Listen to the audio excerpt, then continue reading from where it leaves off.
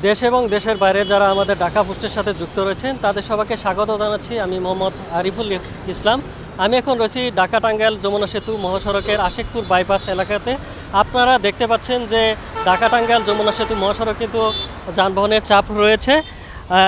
আসন্ন ঈদ উপলক্ষে কিন্তু ঘরমুখী মানুষ নারীর টানে বাড়ি ফিরছেন।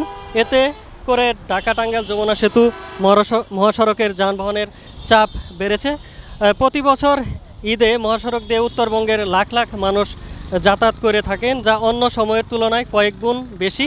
দেশের দ্বিতীয় বৃহত্তম ঢাকা টাঙ্গাইল যমুনা সেতু মহাসড়ক রাজধানী ঢাকার সাথে সড়ক পথে উত্তরবঙ্গের একমাত্র যোগাযোগ মাধ্যম হচ্ছে এই মহাসড়কটি উত্তর এবং দক্ষিণবঙ্গের 24টি জেলার যানবাহন চলাচল করে এই মহাসড়কটি দিয়ে।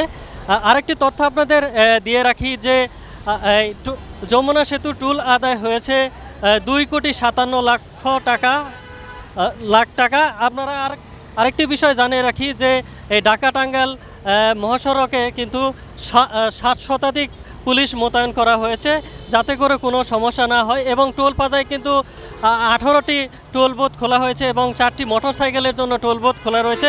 আমি এই বিষয় নিয়ে যমুনা সেতু নির্বাহী যে কর্মকর্তা রয়েছেন আসলুন কবির পাবেল, ওনার সাথে আমি কথা বলেছি।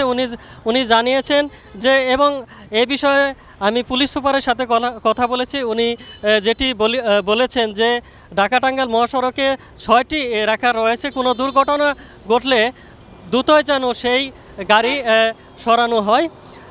এই ছিল আমার ঢাকা টাঙ্গাইল মহাসড়কের যে সর্বশেষ পরিস্থিতি।